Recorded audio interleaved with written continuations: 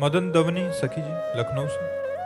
राधे राधे महाराज जी। महाराज जी, साधक के लिए सबसे घातक अपराध कौन सा है जिससे भक्ति नष्ट होती? वैष्णव अपराध, साधु अपराध, इससे बड़ा कोई घातक अपराध नहीं है।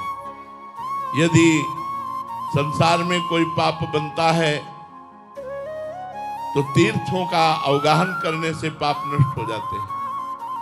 यदि तीर्थों में पाप बन जाता है तो तीर्थराज प्रयाग में स्नान, त्रिवेणी संगम, गंगा यमुना सरस्वती त्रिवेणी संगम में स्नान करने से पाप नष्ट हो जाता है। यदि प्रयागराज तीर्थ में पाप बन जाए तो भगवान की दिव्य पुरियां हैं, उनमें दर्शन करने से, वास करने से पाप नष्ट हो जाता है।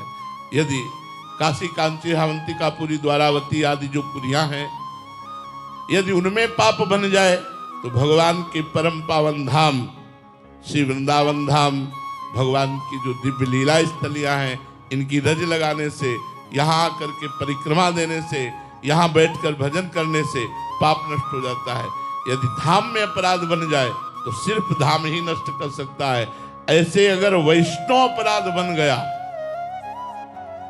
भक्तन निंदा अति बुरी भूल करे जिन कोय, किए सुकृत बहु जन्म के छिन में डारे खोए।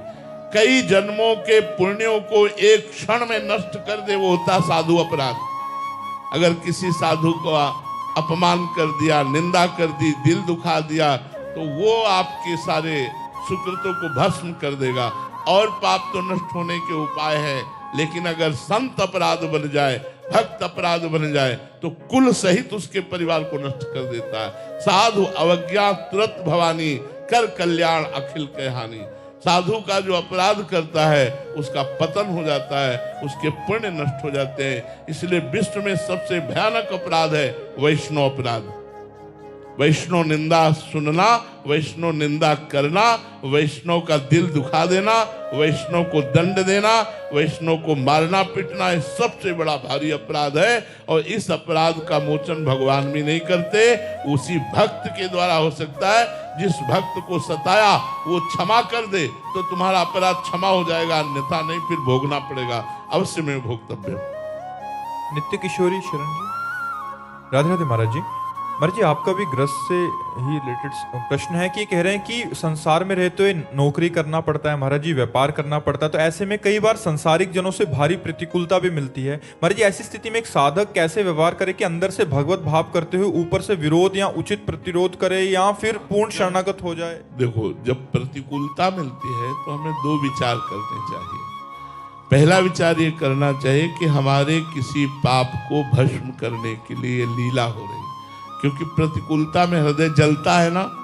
जब कोई हमसे प्रतिकूलता का व्यवहार करता है तो हृदय जलता है, और जब हृदय जलता है तो पाप नष्ट होते हैं। दूसरी बात, भगवान हमको अनुकूलता और प्रतिकूलता में सम बनाना चाहते हैं, इसलिए मुझे प्रतिकूलता दे रहे हैं। इसके अंदर प्रेरणा तो भगवान ने ही की है कि इसको गाली दो, इसके साथ बेईमानी करो, इसको धक्का मारो। तो जब मेरे भगवान मुझे गाली दिलाना चाहते हैं तो मुझे सहना चाहिए। मैं भक्त हूं, मैं सहना। अरे देखो, बड़े बड़े महापुरुषों के चरित्र पढ़ के देखो, कितना कष्ट दिया गया और वो कह रहे तेरा किया मीठा लगे।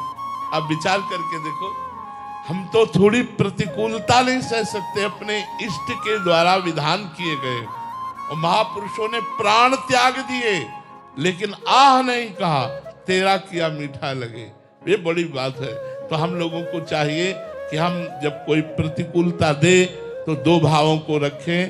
पहला भाव, मेरा कोई किया हुआ पाप नष्ट हो रहा है, चुपचाप सह जाओ।